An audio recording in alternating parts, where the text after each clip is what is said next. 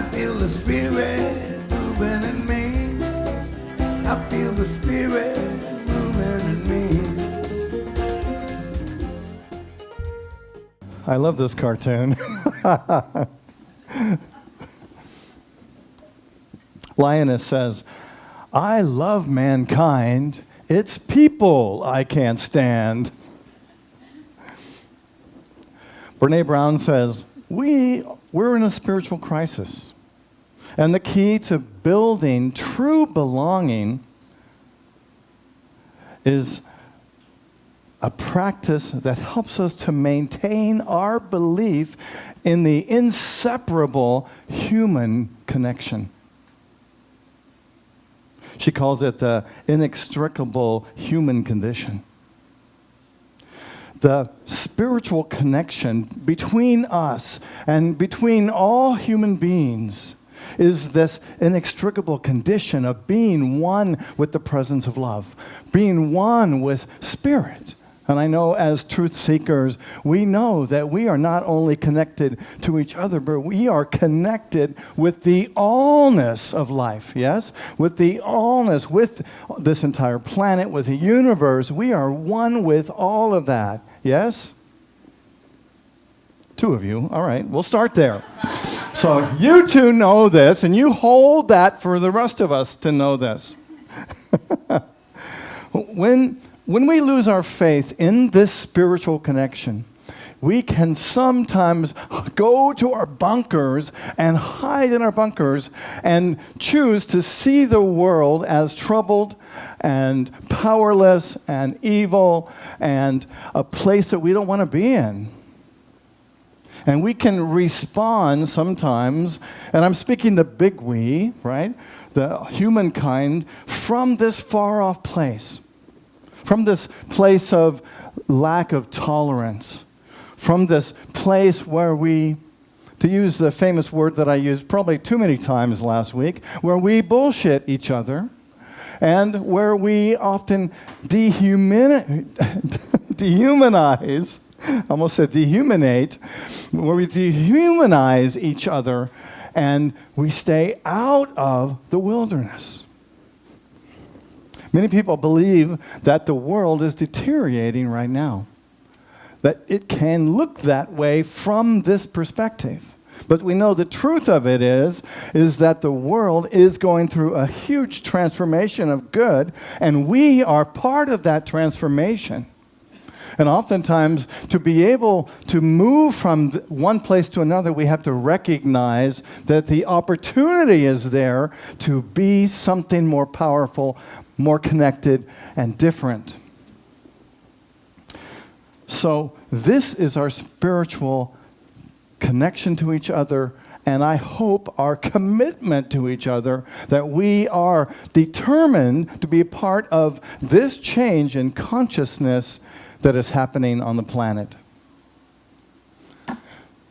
So we can move from this place and say, I love mankind. It's people I can't stand, to a place where we know that we are beholding all people in this love and not from this perspective. We've been studying Brene Brown's book, Braving the Wilderness, and I love this book.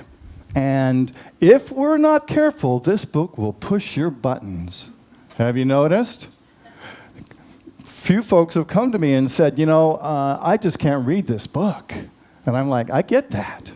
This stuff is not easy. This is really, as someone said to me, this is about an evolutionary change in consciousness.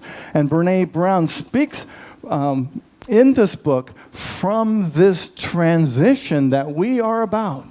And she speaks to us changing the way that we're thinking and being in the world so we can be part of the shift in consciousness. And she invites us to stop taking the easy road. She invites us to start looking at the challenges in our lives and see them as opportunities to change our thinking. She invites us to stop trying to fit in. She invites us to stop pretending. She invites us to stop trying to make people around us comfortable and instead come from our true place, come from our integrity, come from our heart, without sacrificing who we are. She invites us to step into the powerful expressions of spirit that you are, that we are.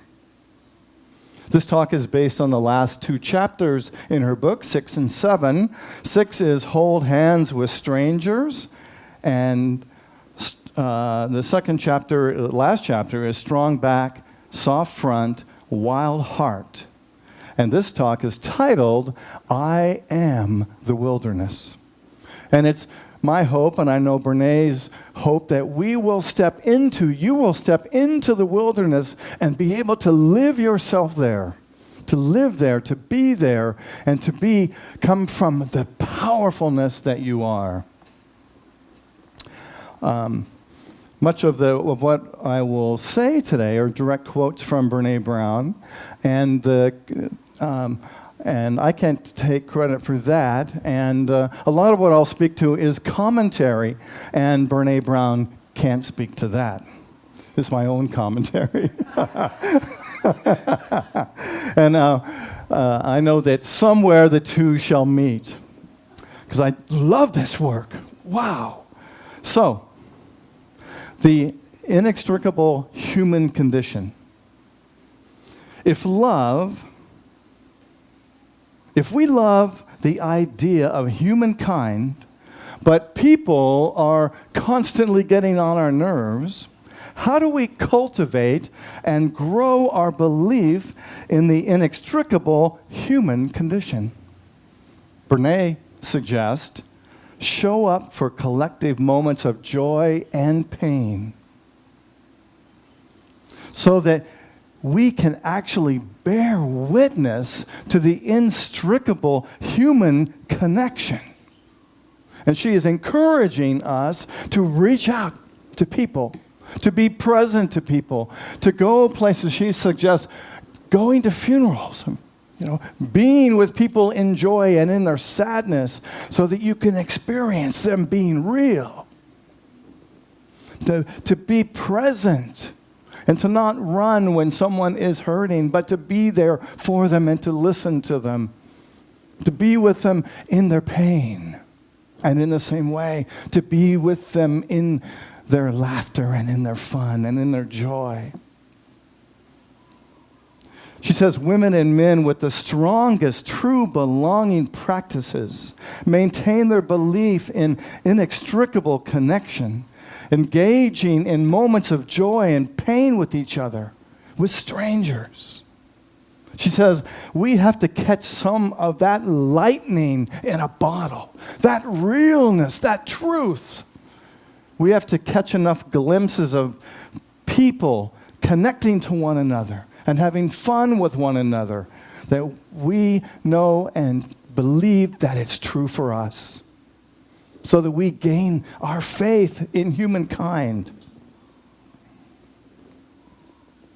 I am the wilderness. So where is the wilderness? Is it out there? Is it a desert? Is it a forest? Is it somewhere out in the ocean? Is that the wilderness? No, the wilderness that she's talking about is right here. It's being able to be in that place where we sometimes don't even know what we're going to do. It's being in that place of not knowing and being present. It's in that place of being vulnerable. It's being able to look within ourselves to those places within us that are hurting and to ask, what's going on? What am I feeling? What am I doing? Who am I? And being in the wilderness is to be in that place so deeply that we say to ourselves, I'm going to make this better. I'm going to do something about this. I'm going to practice my spiritual principles. And I am going to be there for other people and know the truth for them and hold that for them. I think it's interesting that many of us in our childhood kind of armor up, right? We put on these shields of armor and armor plating to protect ourselves. Because as children, we often get hurt in many different ways. And so we put on this armor to protect ourselves. And then as we become adults, we realize this armor doesn't serve us anymore. In fact, this armor and this distancing that we put on actually keeps us from experiencing and expressing the truth of who we are. And this is really the essence of what this truth that unity teaches. It's all about taking off the armor and being real and being present and being loving and being compassionate, being present. Brene says that most of the time we approach life with an armored front for two reasons. One, we're not comfortable with emotions and we equate vulnerability with weakness. Gosh, I can remember times in my childhood when my siblings or people at school or my teachers told me, stop feeling your emotions. That's not fair. Don't do that. We don't like it when people share their emotions. It's a lot of what's in our culture. And we're teaching people to stop feeling. And it's part of our collective consciousness that we get to be a part of changing. To allow people to be vulnerable and for people to be able to feel. Our experiences of trauma have taught us that vulnerability is dangerous. Yes?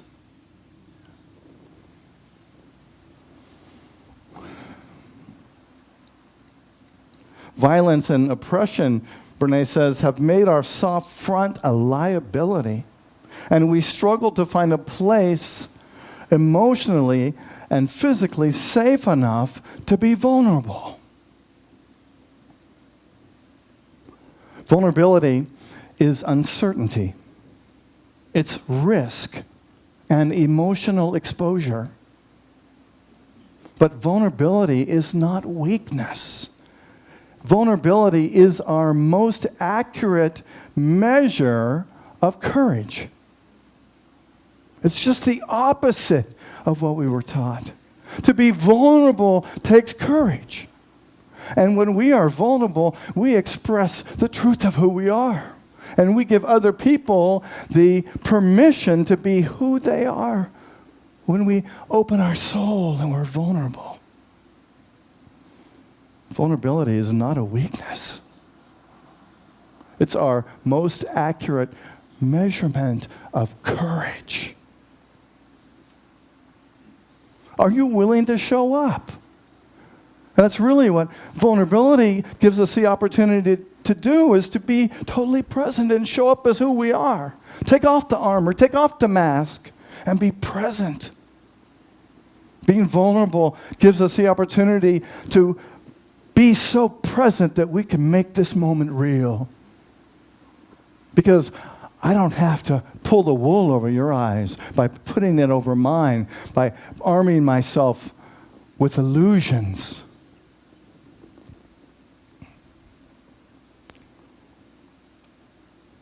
Are you willing to be totally seen? Somehow, we've been taught that if people really knew us, they wouldn't like who we are, right? So we put on this air of falsity and put that out in the world, when all people really want to know is who you are. Be who you are. That's what I want to see. Isn't that what you want to see in other people? Be real. Brene says that to be in the wilderness is to live with our greatest possession, our wild heart. The mark of a wild heart is living out the paradox of love in our lives. It is the ability to be tough and tender. It is the ability to be scared and excited. It's the ability to be brave and be afraid, all at the same time. And we have this tremendous ability to be able to feel different feelings at the same time. But we have shut ourselves off from our feelings, and therefore we don't respond out of our realness.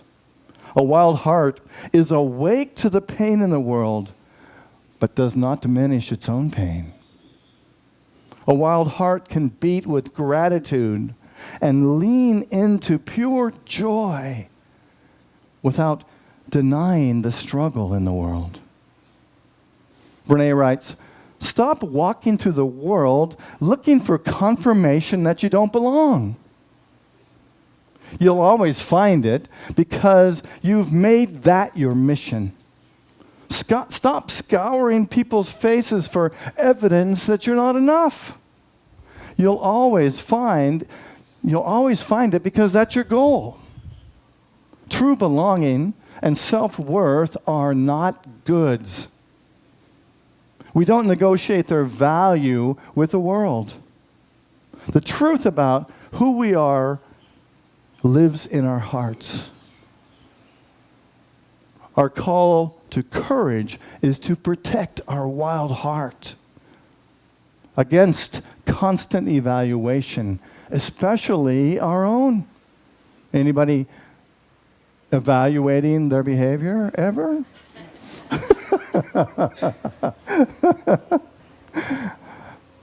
No one belongs here more than you. No one belongs here more than you.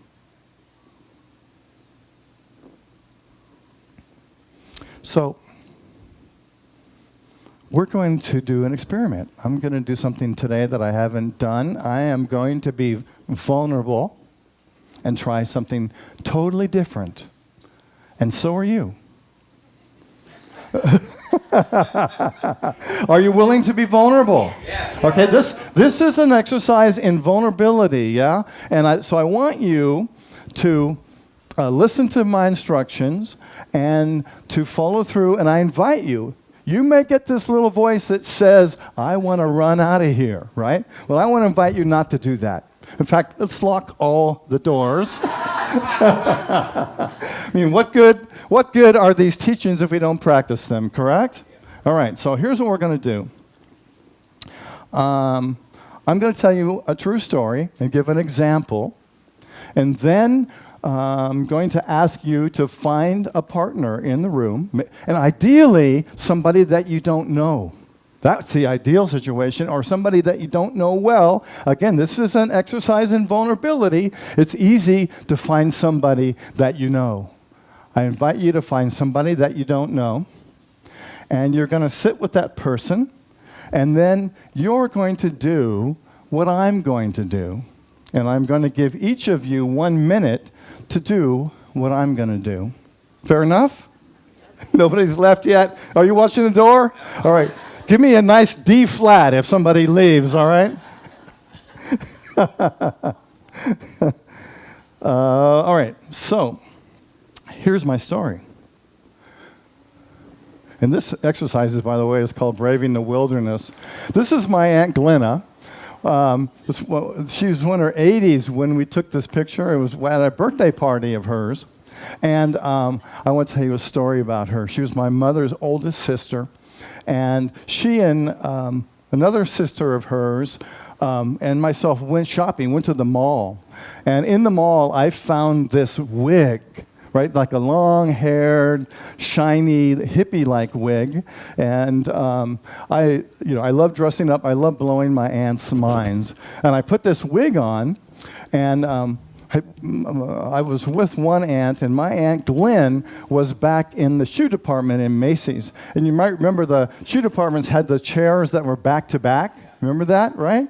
And so my Aunt Glenna is sitting in those chairs, and I came up with this wig on. She didn't see me, and I sat down right behind her, and I took my long hair and I flipped it onto her hair, right? And she kind of went like this and shrugged it off, right? And so I waited a couple seconds, and then I thought, I'll do it. Flicked it, and she hated stuff like this. I knew it. I flicked it on her again, and she's like, oh, you know? And then, so she gets up, and there's one of those mirrors on the floor that you see your shoes with, right? And I'm watching her in this mirror, and she gets up, and she looks at this long-haired person, and she goes over a couple seats, and she sits back down. So I got up, and I went over and sat with my back to her and flicked my hair on her. And I could see her stiffen up, and she stands up, and she goes, oh, my gosh. And just at that time, she saw my face in the mirror on the floor, and she cracked up. I love her, and I loved my experience with her and her life. She was really my mother for me for many years. So what you're going to do is you're going to find a partner and get settled quickly. We have to do this relatively quickly. So get settled, share your names if you don't know, and then share a story. And I'm going to give you 1 minute each to tell the story. All right? And then you can come back to your regular seats. We good? Yeah. Question. Good. Okay, so your story, thank you for asking. Your story can be something humorous, something powerful that you shared with this person, and something dynamic that you shared about this person. And let this person be somebody that you've really loved. It's a story about the person. Just like I shared the story about my aunt, you share a story about somebody that means a lot to you in your life. Is that good? Okay, go. Find a partner. When you're all settled,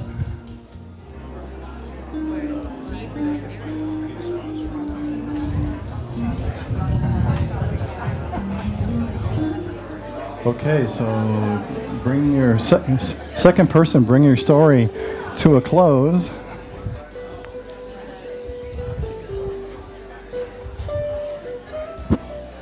All right, so you might want to thank the person, shake their hand, give them a hug. You can stay where you are, or you can return to your regular seat.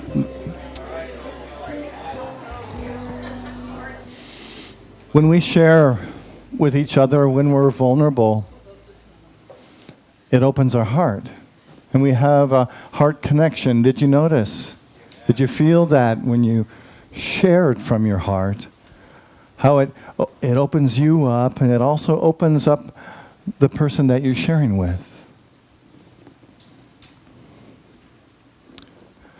Susan Pinker, in her book titled The Village Effect, how face-to-face contact can make us healthier and happier, says, social interaction makes us live longer, makes us live healthier lives.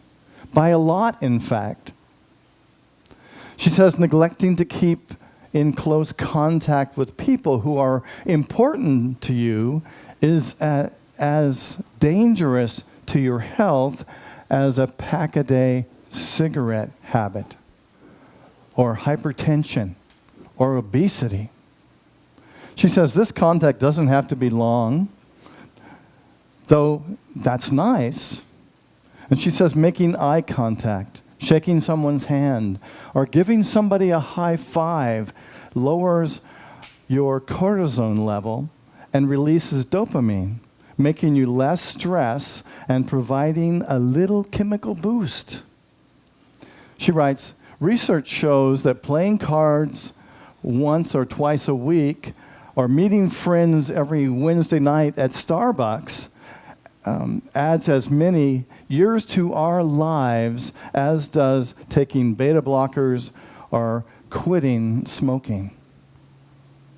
So she says to seek out relationships, be with people, show joy, share moments of passion, be with someone when they're hurting. allows us to be real, to be present.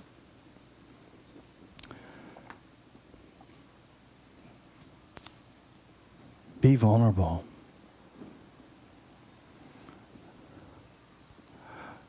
I think that in researching this talk, I came upon this quote, and I have copies of it in the back, and I'm sure you've heard this before. It comes from Return to Love. Our deepest fear is not that we are inadequate. Our deepest fear is that we are powerful beyond measure. It's our light, not our darkness, that most frightens us. We ask ourselves, who am I to be brilliant, gorgeous, talented, fabulous? Actually, who are you not to be? You are a child of God.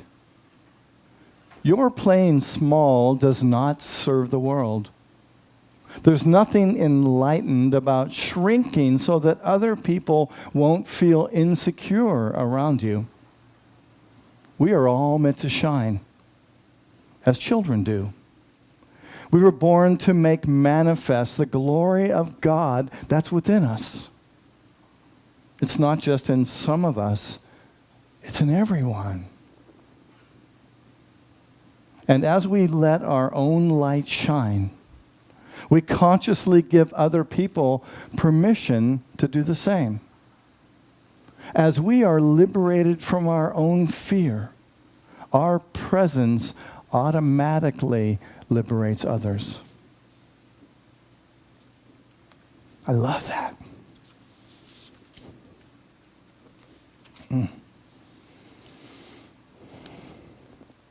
True belonging.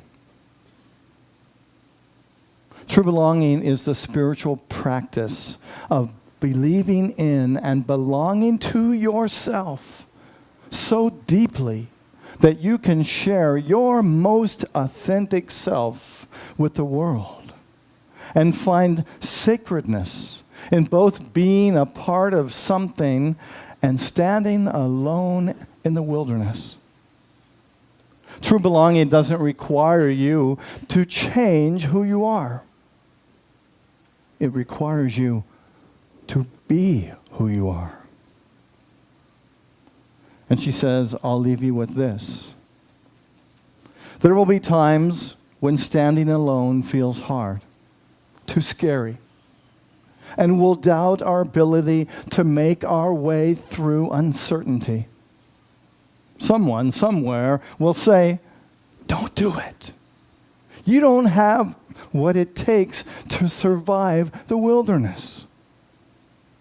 This is when you reach deep into your wild heart and remind yourself, I am the wilderness.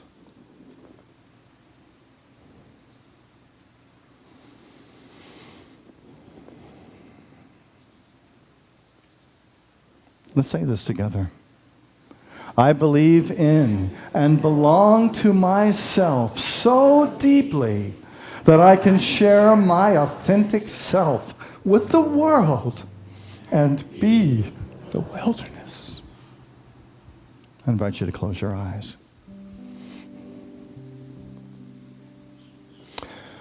And take a deep breath, breathing into this moment. Knowing that you are the wilderness, that the presence of God, of spirit, of truth, of love is in the wilderness. And that presence in this wilderness is loving you. It is the very essence of love and light that is within your soul, that designs to express as you.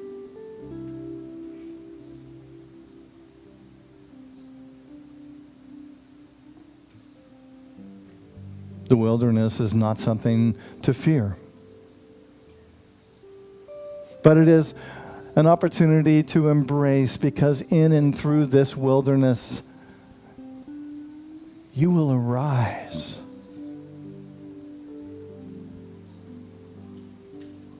To be the light.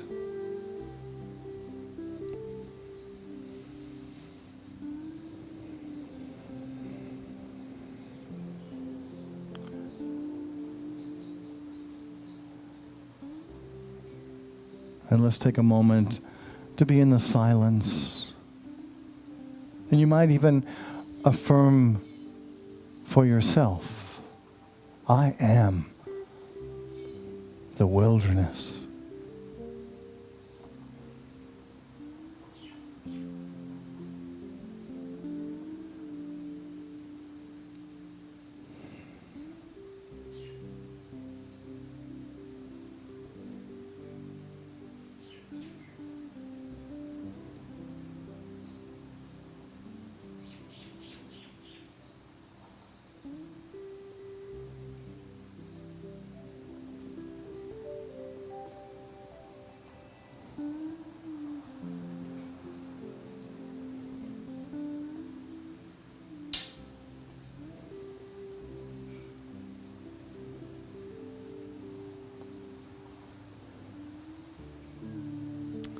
I believe in and belong to myself so deeply that I can share my authentic self with the world and be the wilderness. Where I live,